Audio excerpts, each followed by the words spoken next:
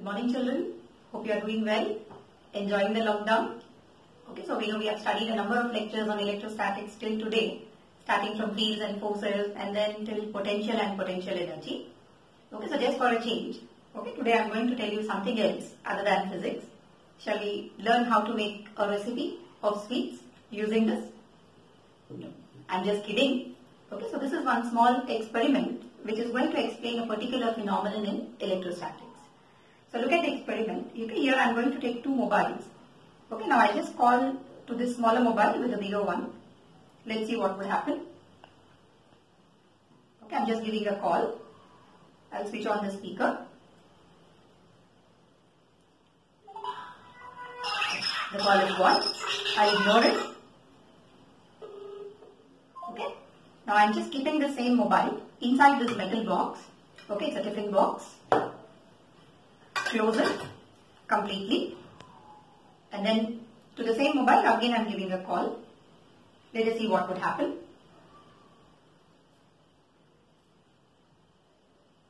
I'll just switch on the speaker.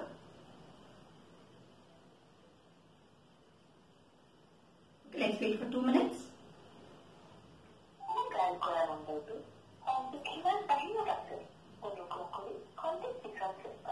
आपके द्वारा dial किया गया नंबर नेटवर्क कवरेज क्षेत्र से बाहर है। कृपया कुछ समय पश्चात प्रयास करें। Okay, so we have observed that when I call this to the same mobile, but inside a metal container, you are observing that this mobile did not receive the call. That means it's not allowing the electromagnetic radiation to enter. Now this phenomenon, whatever I have showed you, is nothing but called as electrostatic shielding.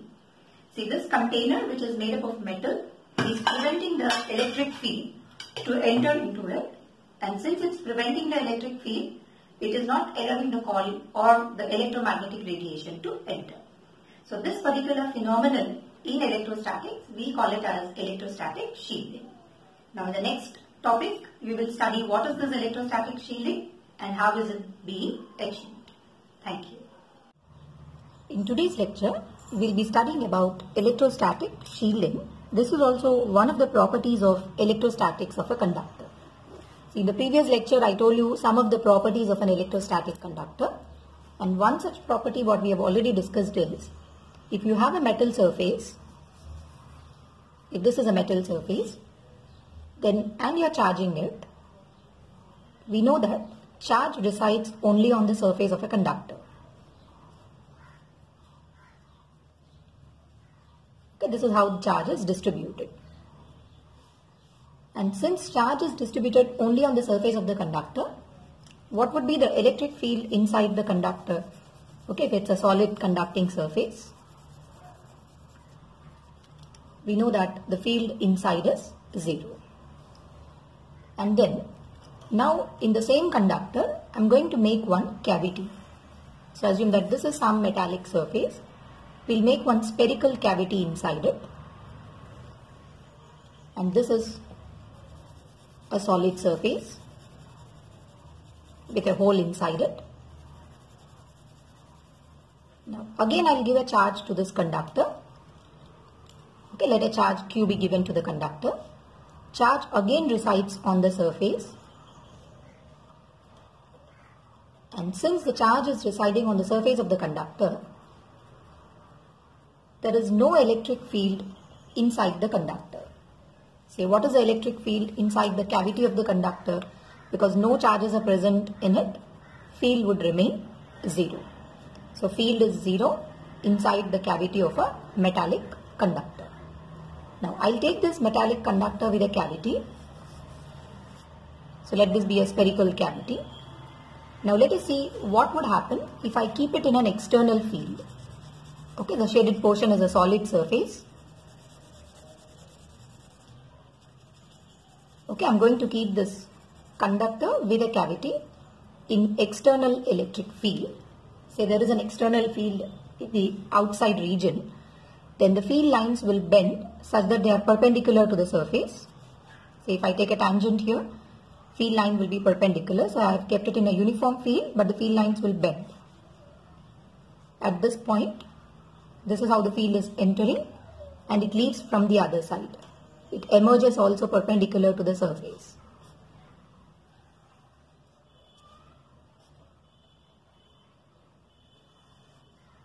Okay, this is how the field is going to come out. So the red one indicates external electric field.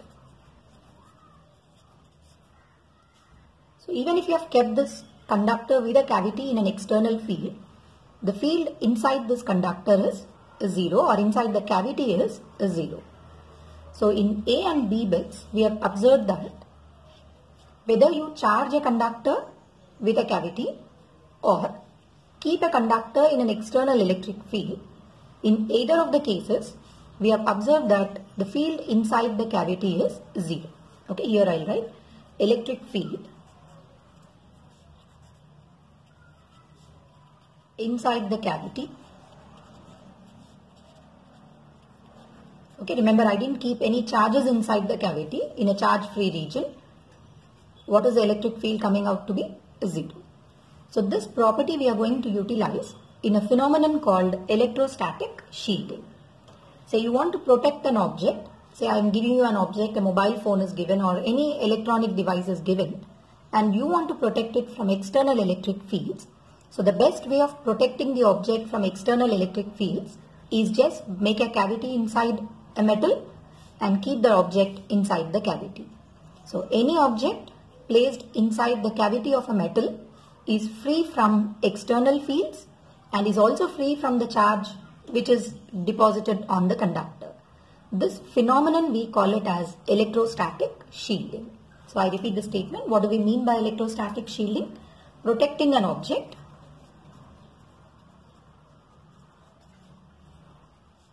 from external fields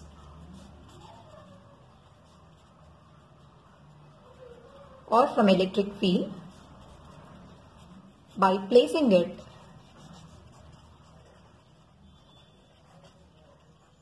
inside the cavity of a conductor.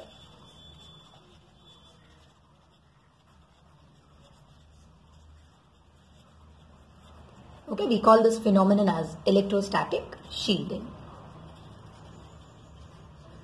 And this is quite helpful in transporting electronic devices. Okay, when electronic devices are to be transported and you want to protect them from external electric fields, they wrap it in an aluminium foil or a metal foil so that external fields do not influence that particular device. Okay, while transporting hard disks or mobile phones which have some data in it, etc.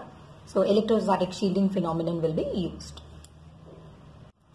Okay, now that we have seen what is electrostatic shielding, okay, by keeping an object inside a metal surface, you can protect it from external electric fields. Now look at this example. So we are going to study about electric field at various points due to a charged spherical conductor. So assume that this is a spherical conductor and it has a concentric cavity at the center. And because it's charged conductor, we are giving a charge Q to it. And we know when you give a charge Q, the charge is uniformly distributed on the surface. But apart from this, we are going to keep a charge small q in the cavity. So at the center of the cavity, we are going to keep a charge small q. And now let us see what will happen to this metal sphere, okay, when you keep a charge small q at the center. So all this shaded portion is a solid surface of a solid sphere, metal sphere. Okay, we know that metals have free electrons. Okay, the moment you keep this charge small q at the center, then a negative charge is induced on the inner side. Okay, the free electrons try to move towards plus q and they deposit here on the circumference such that a charge minus q is obtained on the inner side of the cavity. If minus q is deposited on inner side of cavity, plus q will be deposited on the outer side. And because of this redistribution of charges, now look at how electric field lines are distributed. There is an electric field directed from positive to negative charge. Because it is exactly at the center, field lines are symmetrically distributed in all directions. So this is how the field lines are present. So now even in the cavity there is a field which is produced by the charge plus Q. But come to the outside region, because of this Q plus Q, there is an electric field directed outside the sphere and it is perpendicular to the surface. So these orange lines represent the electric field lines which tend to infinity, which are produced by the charge present on the outer part of the sphere. And now let us see how to find out the electric field at various regions. Okay, to determine the electric field, I select different regions in it. Okay, let me select a region Q1, a region at a point A, another point B, and here I'll select one more point C. We want to know what is the electric field inside the cavity, inside the metal sphere, and completely outside. So to get the electric field at this particular point, I'll construct one spherical Gaussian surface passing through A. Let its radius be small r. So at A, let us determine the electric field using Gauss law. Integral E dot ds should be Q enclosed divided by epsilon naught. So if I take the electric field at this point as EA, ds is a small part of the sphere which is directed outward. Since ds and E are in outward direction, angle is 0, cos 0 is 1. The charge enclosed by this green line is Q divided by epsilon naught. Or EA into integral of ds will give me the total surface area of this sphere, green sphere, which is 4 pi r square, and that should be Q divided by epsilon naught. And now you will observe that electric field at A is Q by 4 pi epsilon naught into r square. So this is how you can find out the electric field at the point A. Then at B, okay, so B is a region within this sphere, the solid part. Again I'll construct one more Gaussian surface passing through this point P. Let its radius be r dash, and now you will see that the total charge enclosed by this Gaussian surface is the plus Q which is inside and minus Q which is on the inner side of the cavity. So the net charge would become 0. Since net charge enclosed is 0, E dot ds would become 0, implies EB is equal to 0. So the electric field inside this metal surface is 0. Remember this point, this will help you in solving the next level questions. So if you have a shell whose thickness is this much, inside the shell or inside the solid portion of the shell, there is no electric field. And whereas coming to the point C, repeat the same process. Again I'll construct one more Gaussian surface which is passing to the point C. Okay, let the radius of this bigger sphere be taken as R1. Then at C, applying Gauss law, E into 4 pi R1 square, and directly writing it, should be. What is the total charge enclosed by this outermost sphere? Q and minus Q get cancelled. We are only left with Q plus Q. So it is Q plus Q divided by epsilon naught. So the field at the point C would be 1 by 4 pi epsilon naught. The charge enclosed is Q plus Q divided by R1 square. So using Gauss law, you can determine the electric field at various points, okay, by using this type of applications. Okay, now let us come to how do we determine potential at various points for an arrangement of concentric conducting shells. Okay, say we have two conducting shells, okay, which is having a charge small q and radius capital R. It is surrounded by another shell with charge q and radius 2r. And in the question they are asking you to find out potential at O, A, B, C and D, and the corresponding distances are already mentioned. So before we start solving this question, just to recollect, we have already studied that whenever a spherical conductor is given a charge, since charge resides on the surface, how is potential varying with distance from center? Okay, if it is moving from 0 to R, we have already seen this graph. Potential remains constant from center to the surface, and beyond that it starts decreasing. Okay, if you have a sphere or a spherical conductor with a charge q and radius capital R, from center to surface potential is kq by R, and beyond the surface it is kq dash q divided by R dash, where R dash is the distance from center to the point where you are calculating. So I am going to make use of this result of variation of potential with distance for solving this question. So before we start with, first make a table so that it becomes easy to calculate the final result. At how many points they are asking you to find the potential? O, A, B, C as well as D. So I'll mention the points here. O, A, B, C and D. And we need to find the potential at A due to two charges, small q as well as capital Q. So here I will write potential due to the smaller shell, and here I will take the potential due to the bigger one. Okay, I just made a table so that calculation becomes simple. Okay, now let us fill up. First start with the smaller shell. Imagine as if this bigger shell is absent. Okay, so assume that this outer shell is not present. You only have this smaller sphere, and now if only the small q is present, what is potential from center to surface? We know as you move from O to A, potential remains constant. So first smaller sphere at the point O, potential is k into small q divided by capital R. Okay, so this is what I told you for a spherical shell. Even at A, answer is same because from O to A the values are not going to change, kq by capital R.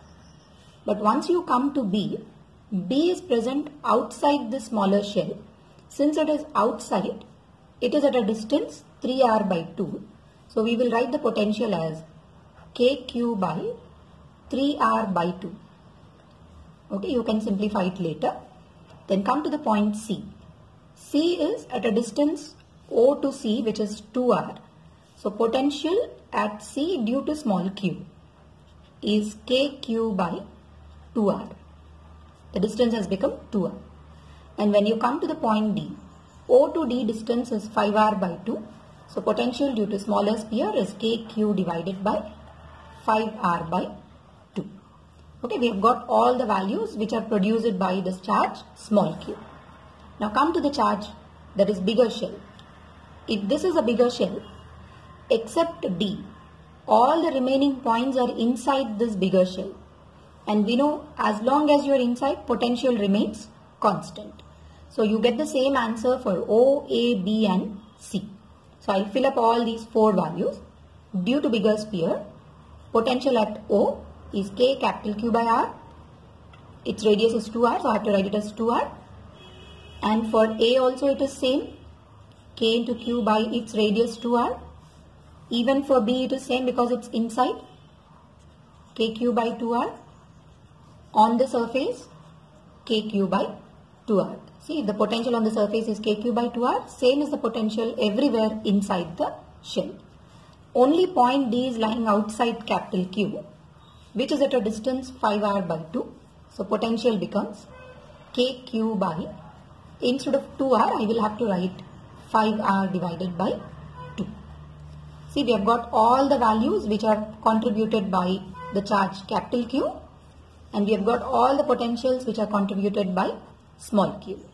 Now since we need the total potential at A, B, C and D, now I will modify this relation. Total potential at O is equal to potential due to smaller sphere plus the bigger one. Similarly, VA is equal to due to smaller plus bigger. VB is equal to potential due to smaller plus the bigger one. Similarly, VC. Add these two values. VD. It is the sum of these two values. And now you can simplify and write it here. The total potential is kq by r plus kq by 2r. If you take out k by r outside, k is nothing but 1 by 4 pi epsilon naught. Okay, so this comes out to be small q plus capital Q by 2. So like this you can simplify all the relations. Even here, if I take out k by r common, you can replace k as 1 by 4 pi epsilon naught later, q plus q by 2 this would be, if I take out K by R outside, this is 2 by 3 small q plus q by 2. And for this, K by 2R I will take out common, capital Q plus small q. And at last, even here if I take out K by R common, 2q by 5 plus 2 into capital Q by 5. So this is the method for finding out electrostatic potential at various points for concentric shells. So if you write it in this way, you can get the answer for finding out potential at various points. And in all these cases, remember, potential at infinity is considered to be 0. Okay, now coming to how is the charge distribution occurring for concentric conducting shells. Okay, sometimes we get a question like this. So there are 3 conducting shells, okay, whose radius is given R, 2R and 3R. The first sphere is given a charge Q, the next one is given a charge 2Q, and the last one we are giving a charge 3Q. Remember, none of the surfaces is connected to earthing. Okay, they are just concentric spherical shells.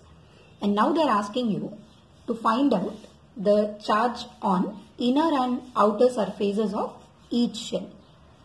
See, let us see what would happen the moment you give charges to this conducting shells. Okay, we have seen that inside the shell, electric field should always be 0. Okay, just now we had studied, if this is a shell whose thickness is represented by this orange shaded line, what is the electric field in the shaded portion? It should always be 0. Since electric field inside the shell, that means inside the thickness of the shell should always be 0, there will be redistribution of charges on these spheres. Okay, let us see how redistribution occurs. Start from the innermost sphere. Since you have given a charge Q, all this Q will reside only on the surface. So what is the charge on the inner surface of it? 0. Whatever charge you have given, that got deposited on outer side.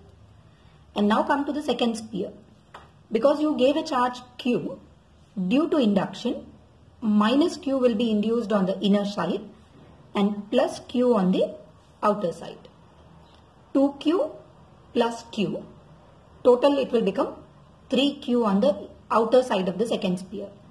If this is 3Q, there will be minus 3Q on the inner side and plus 3Q on the outer side.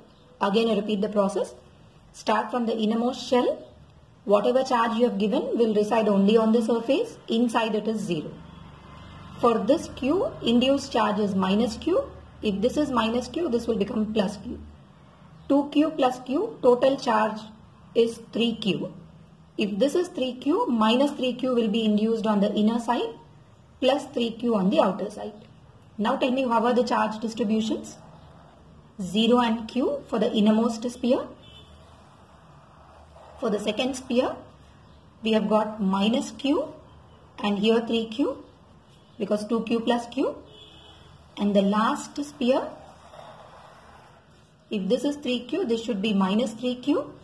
Already 3Q is present.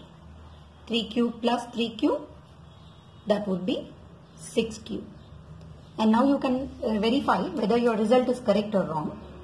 See, if I take a Gaussian surface inside the smaller innermost sphere, no charge is enclosed. If I construct a Gaussian surface in this orange line, total charge inside Q and minus Q should be 0. And if I construct a Gaussian surface in the outermost shell, this dotted line, find out what is the net charge inside. Minus 3Q plus 3Q 0, minus Q plus Q 0. So this is how redistribution of charges occur on the spheres, okay, when you are keeping them concentric with each other. So charge is distributed such that inside it there will be equal and opposite. Here also you get equal and opposite. But remember, what is the net charge on this shell? 3Q minus Q, which is 2Q.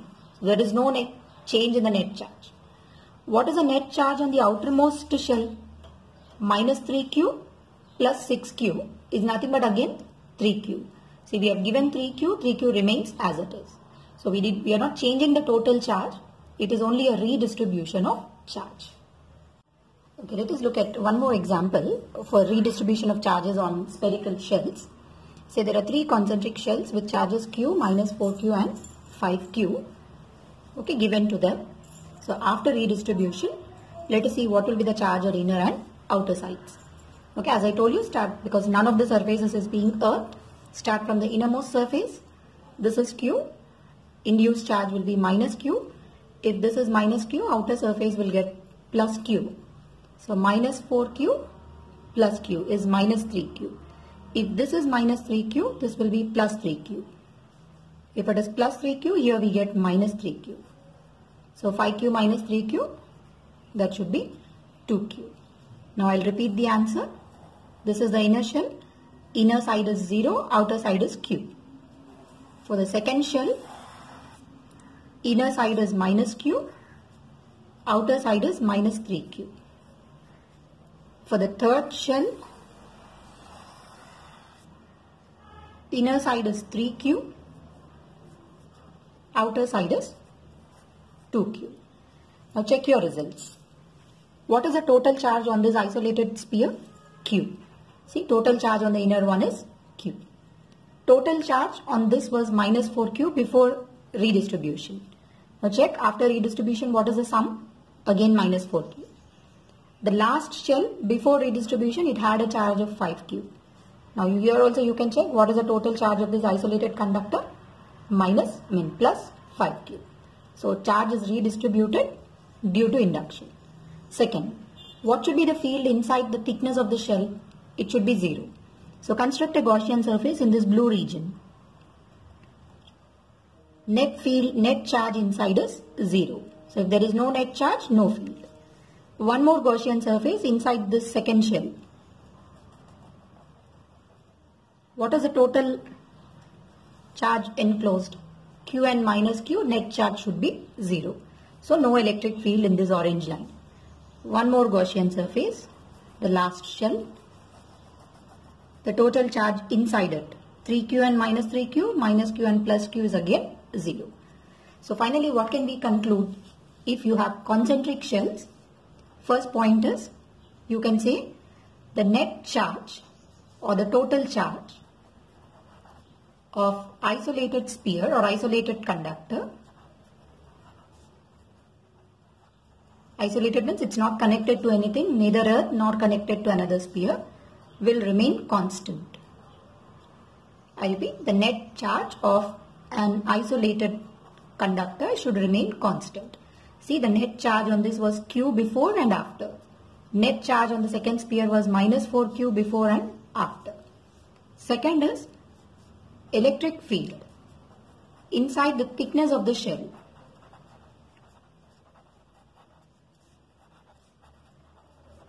Must be 0.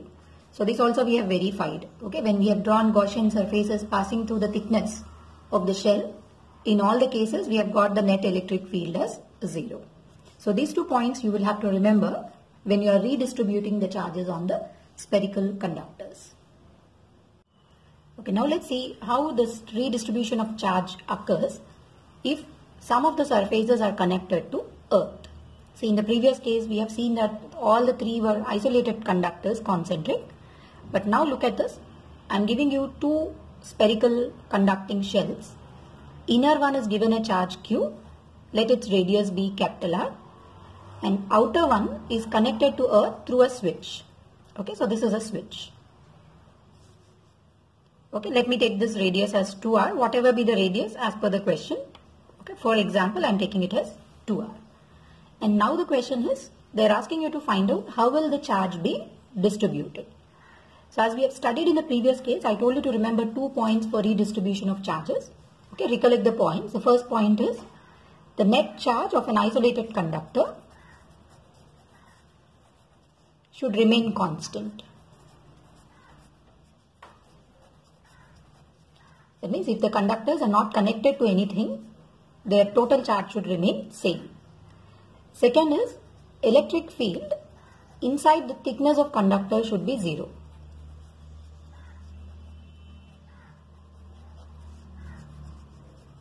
Okay, these 2 points we have already studied. Now we have to add third point because you are connecting the surfaces to earth or grounding the surface. Whenever you connect the surface to earth is considered to be at zero potential. So potential of that surface, potential of the surface which is earth becomes zero. So we have to make use of these 3 points when you are going to do the questions on redistribution of charges. So go stepwise. So before we start, let us assume that the charge which is deposited on this conductor which is connected to earth, take it as Q dash. See, because it's connected to earth may supply the charges or it may take away the charges. Anything may happen, but let the charge on this be Q dash. Okay, I am assuming the charge on the conductor which is being or which we are going to connect to earth be equal to Q dash. And now I need to find out this value of Q dash. To get the value of Q dash, I'll use this third point. We know potential of the surface which is earth should be zero. So let us calculate the potential at this particular point. I'll name this point as B. So already in the first example I showed you how to find out potential at various points on concentric shells. So I'm finding the potential at B. Okay, here I'll write VB is equal to potential at B due to small q as well as due to Q dash. Come to the smaller sphere. Since this point B is completely outside the smaller sphere, potential outside is K into Q by its distance from center to B is 2r. This is potential due to small q plus potential due to Q dash. Since the point is on the surface of the sphere, we know potential on the surface is K into Q dash by its radius, that is 2r. Anyway, since we are going to connect it to earth, VB has to become 0. So when you equate it to 0, you will get the value of Q dash. K by 2r will anyway go to 0. Q plus Q dash is 0, implies what is the charge induced or what is the charge obtained on the outer sphere? It should be minus Q. Okay, so we have got the relation. What is the charge appearing on the outermost shell? So Q dash is equal to minus Q. And now think of it, who is going to supply this minus Q? Initially there was no charge on B. We are just earthing it. It is getting a charge of minus Q. So earth is going to supply, or from this earthing wire we are going to get a negative charge of minus Q. But this will give you what is the charge on the outer sphere. Don't stop, because now I will redistribute the charges. So this is a sphere, inner one and the outer one which is being connected to earth. Okay, now I will redistribute the charge. Whatever charge you have given will appear on the surface. So inside the surface is 0. Now what is the value of Q dash we have got? Minus Q. Keep this minus Q as it is. Now do the process of redistribution. If this is Q, what will be the charge induced on the inner side? Minus Q, and this will become plus Q. Implies after redistribution, charges are like this. 0 and Q on the inner sphere, minus Q on inner side of the outer sphere, minus Q plus Q, 0 on the outer side, and this surface is connected to earth. Now you can check the first point. What should be the net charge of an isolated conductor? That should remain constant. See, inner one was an isolated conductor. Its charge was Q before redistribution. After redistribution also it has got the same charge. This is not an isolated conductor. So this first rule is not applicable. Check the second one. Electric field inside the thickness of conductor should be 0. So if I construct a Gaussian surface inside this innermost shell, it is enclosing no charge. So field is 0. If I construct another Gaussian surface through the outermost shell, net charge inside it minus Q plus Q is 0. So even in this thickness electric field is 0. So this is how redistribution of charges occur if the surface of any of the conductor is being earthed. We'll see more examples related to this type of questions. Now let's take the second case. Again we have two concentric shells, but this time outer one is given a charge Q and inner shell is being earthed. Radiuses are given as R and 2R. Values can be anything, we are just taking an example. So what is the first step I told you to do? Assume the charge on this earthed surface is Q dash. So if the charge is Q dash, we know potential at this particular point, that is A, must become 0. Because you are earthing it, potential of this should become a 0. Calculate the potential.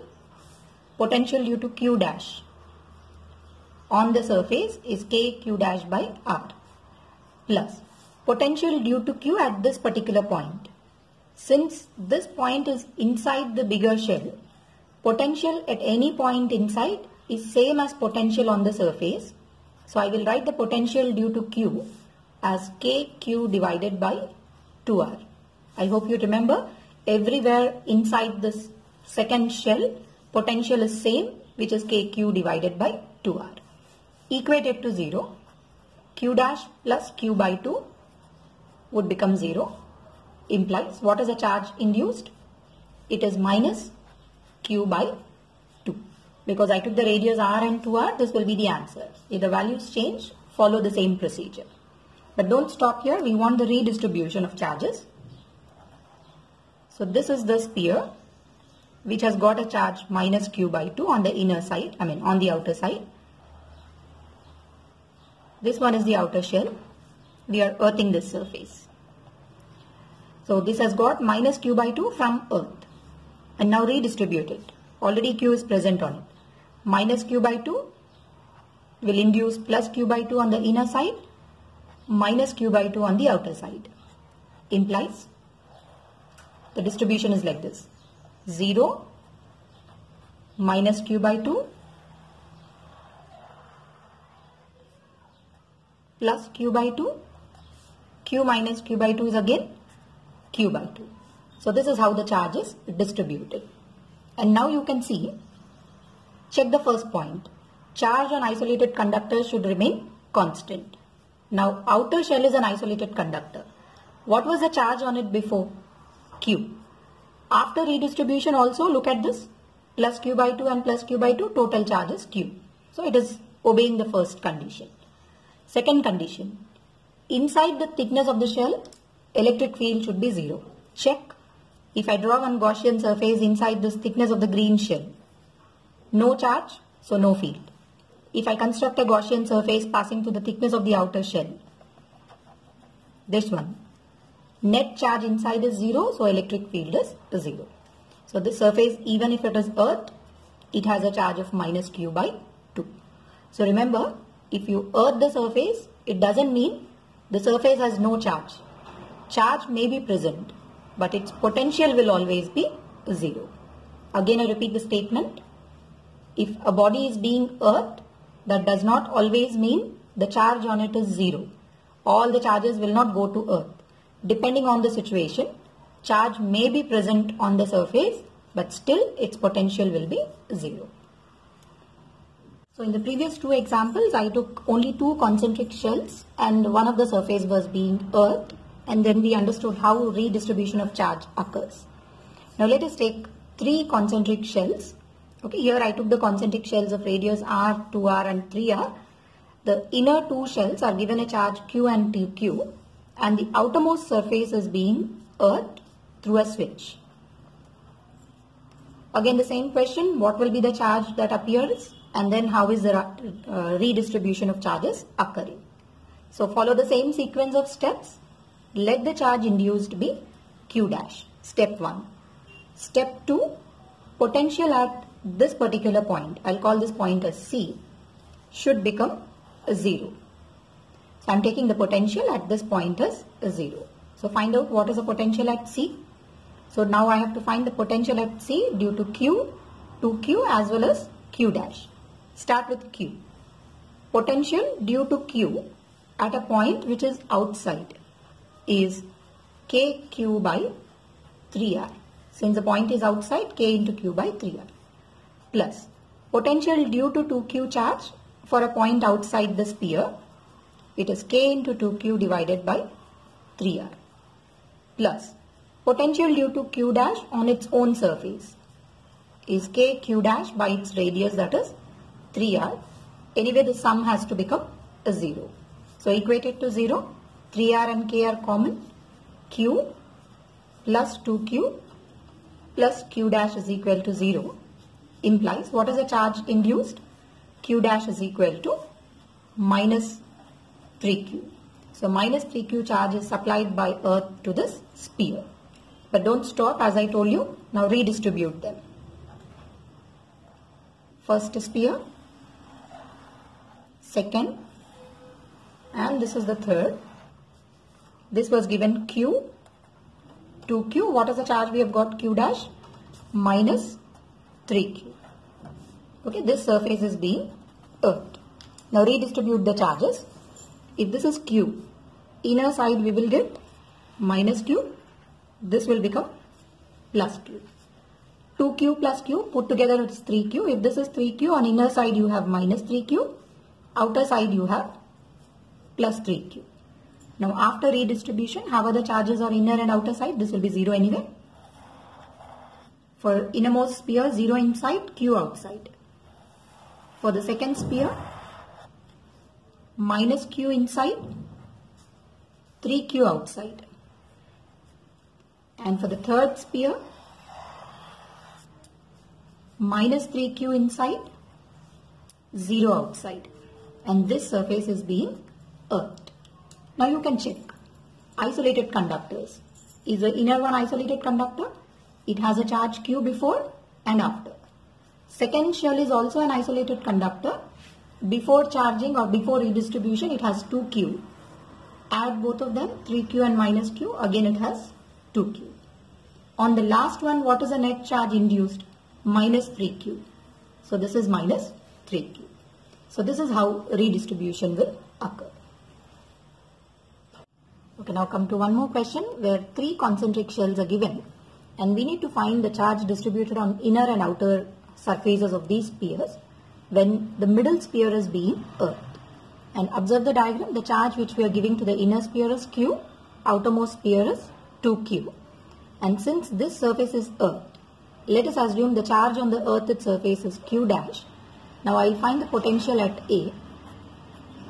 VA is equal to potential due to capital Q. It is kq by 2r plus potential due to q dash, k into q dash by 2r plus potential due to 2q.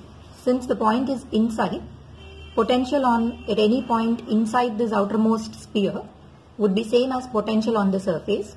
So it will be k into 2q divided by 3r. And since anyway it is earth, the potential has to become 0. Okay, equate it to 0. So when you equate it to 0, k by r is lost throughout. So we are left with q by 2 plus q dash by 2 plus 2q by 3 should be equal to 0. Or q dash by 2 is minus of q by 2 plus 2q by 3. Take LCM.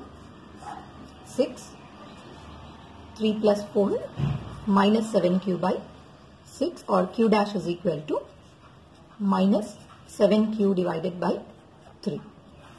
So this is the charge which will appear on the central sphere. Okay, as I told you, do not stop. Now redistribute the charges. Okay, I'll start with the innermost sphere. Inside charge would be 0. On the surface it is q. Now for the second sphere, we have got the charge minus 7q by 3. So due to induction, if this is q, this will be minus q and plus q. So add the two values, minus 7q by 3 plus q will be minus 4q by 3. And the last one, the outermost sphere, will get a charge opposite to this, that is plus 4q by 3. And on this we already have a charge 2q. So if this is plus 4q by 3, minus 4q by 3, simplify it, 6q minus 4q, it should be 2q by 3. So finally we have got the charges on each and every surface. So for the first surface, charge inside is 0, outside is q. For the second surface, minus q inside, minus 4q by 3 outside. For the third surface, plus 4q by 3 and 2q by 3. And now you can check all the points. For these two isolated spheres, charge was q and 2q. Even after redistribution, it is q, and when you add them, you will get it as 2q. And whereas for the central sphere, Earth has supplied a charge which is equal to minus 7q by 3. And now look at one more model of concentric spheres. Okay, so they are giving you again 3 concentric spheres with the charges q, 2q and 3q, radius r, 2r and 3r. And then it is said that if A and C are connected, okay, A is the innermost sphere, C is the outermost sphere, and we are connecting these two spheres, then you need to find out how is the charge distributed on these shells. Okay, to start with, first circle the charges which are on A and C, because we are not connecting them to Earth. Charge may flow from inner to outer or from outer to inner, but the sum of these two charges should remain constant. Say, let us assume that after connecting the two spheres, the charge on the innermost sphere is q1, outermost sphere as q2. So the first equation I can write is q1 plus q2 should be equal to 3q plus q, that is 4q. Call this as equation 1. And since we have connected A and C, potential of A should be equal to potential of C. Okay, charge will flow until their potentials become equal. Now I will write the potential at A due to q1, 2q and q2. So due to q1, it is kq1 divided by capital R. Due to 2q, k into 2q divided by, since the point is inside, potential anywhere inside is same as on the surface, 2r, plus potential due to q2, even for q2 the point is inside, so it is k into q2 divided by 3r, should be equal to potential at C. So here at C, I have to find potential due to q1, 2q and 3q. Since the point C is outside q1 and 2q, potential would be k q1 by 3r plus k into 2q by 3r plus k into q2 divided by 3r. Now cancel off this k by r throughout. q1 plus q plus q2 by 3 is equal to q1 by 3 plus 2q by 3 plus q2 divided by 3.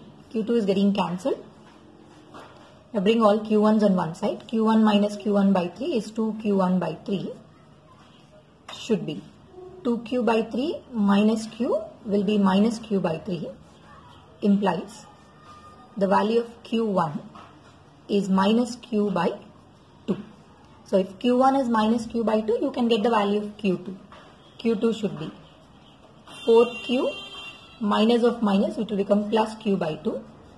Okay, this is nothing but, take LCM 2, 8 plus 1, 9q. And once you get q1 and q2, you can redraw the diagram. Okay, I am giving the spheres, concentric spheres again after redistribution. On the inner sphere, we have a charge q1, which is nothing but minus q by 2. On the second sphere, charge is 2q. And the last sphere, okay, we have got the charge q2, that is 9q by 2. Okay, now you can start redistribution like we have done in the previous cases. So if it is minus q by 2, this is 0. So here we will get plus q by 2 and here minus q by 2. So 2q minus q by 2 will be 4q minus q, that is 3q by 2. If this is 3q by 2, here we get minus 3q by 2 and this will become plus 3q by 2. That is nothing but 9 plus 3, 12 by 2, 6q. Okay, now you can mention charge on inner side is 0, outer is minus q by 2. This is plus q by 2 and this is 3q by 2, minus 3q by 2 and 6q. So this is how charges are distributed on the spheres. And now for the isolated sphere, since B alone is isolated, before connecting the charge was 2q. Even after connecting, if you add these two values, you will get the same answer, that is 2q.